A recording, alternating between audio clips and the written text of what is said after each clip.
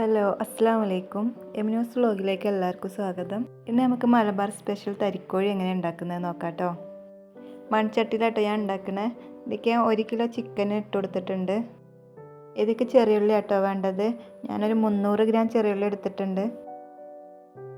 ഇനി ചെറിയുള്ളി കുറച്ച് കൂടി പോയാലും കുഴപ്പമൊന്നുമില്ല കേട്ടോ. ഇനി ഇതുപോലെ നമ്മൾ മിക്സിയുടെ ജാറിലിട്ട് നല്ലോണം ഒന്ന് ക്രഷ് ചെയ്തെടുത്താൽ മതി. അരഞ്ഞു പോകണ്ട കേട്ടോ, ക്രഷ് ചെയ്തെടുത്താൽ മതി. നമുക്കതൊക്കെ ചിക്കനക്ക് ഇട്ട് കൊടുക്കാം.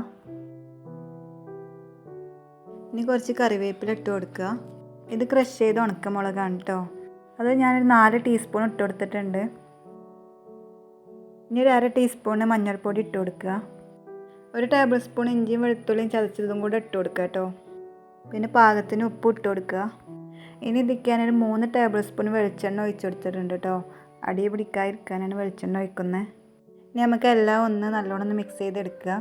ഇതിലേക്ക് നമ്മൾ വെള്ളം ചേർക്കൂല കേട്ടോ. ഇതിൻ്റെ വെള്ളം കൊണ്ട് തന്നെ ഇത് വെന്ത് കിട്ടണം. അതുകൊണ്ടാണ് നമ്മൾ ആദ്യം തന്നെ വെളിച്ചെണ്ണ ചേർത്തത്. ഇനി നമുക്ക് മൂടി വെച്ച് വേവിച്ചെടുക്കാം. തിളച്ച് വരുമ്പോൾ മീഡിയം ഫ്ലെയിമിലാക്കി കൊടുത്താൽ മതി കേട്ടോ. എന്നിട്ട് ഇടയ്ക്കതുപോലെ ഒന്ന് ഇളക്കി കൊടുത്ത് വേവിച്ചെടുത്താൽ മതി കേട്ടോ. ഒരു 3/4 വേവാകുമ്പോൾ നമുക്ക് കുറച്ച് മുളക് പൊടി കൂടെ ഇട്ട് കൊടുക്കാം കേട്ടോ. തരിക്കോഴിയിൽ കുറച്ച് എരിവ് മുന്തി നിൽക്കുമല്ലോ, അതുകൊണ്ടാണ് കേട്ടോ പിന്നെ മുളക് പൊടി ഇട്ടത്. വെന്ത് വന്നതിന് ശേഷം നമുക്ക് കുറച്ച് മല്ലിയിലയും കറിവേപ്പിലയും കുറച്ചുകൂടെ ഇട്ട് കൊടുക്കുക. അങ്ങനെ നമ്മുടെ തരിക്കോഴി ഇവിടെ റെഡി ആയിട്ടുണ്ട്. ഇതുപോലെ ഒന്ന് ഉണ്ടാക്കി നോക്കൊണ്ടു. അറിയാത്ത കൂട്ടുകാരുണ്ടെങ്കിൽ ഉണ്ടാക്കി നോക്കൊണ്ടിട്ടോ.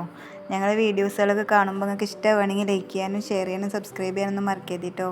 ഇനി നല്ല വീഡിയോസുമായി വരുന്നുണ്ട്. അസ്സലാമു അലൈക്കും.